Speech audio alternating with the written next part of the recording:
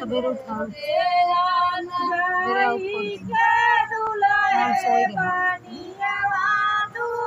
जानू सवेरे आओ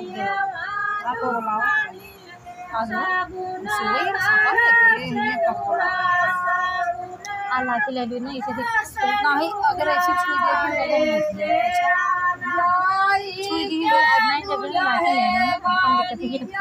बोला दोनों ने बोली और अच्छी के छुई दे बस ऐसे कर दे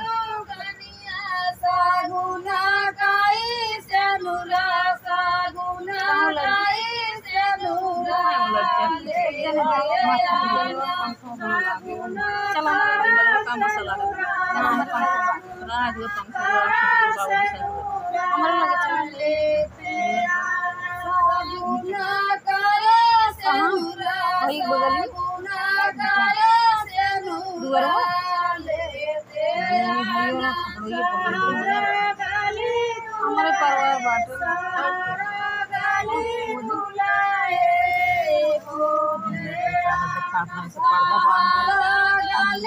साड़ी वाली को नीचे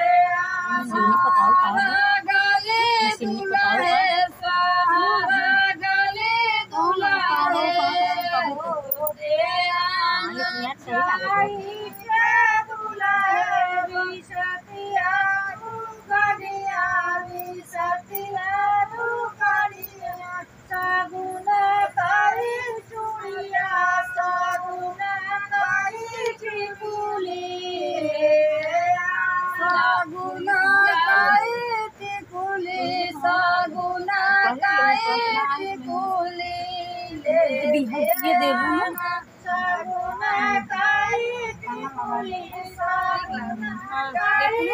मतलब जैसे मिलाई कमा ले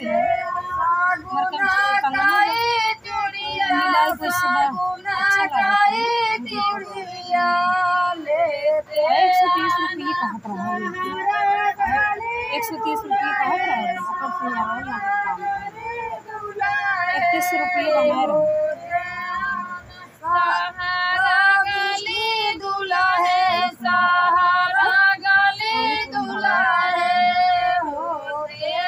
ठीक बा देखो।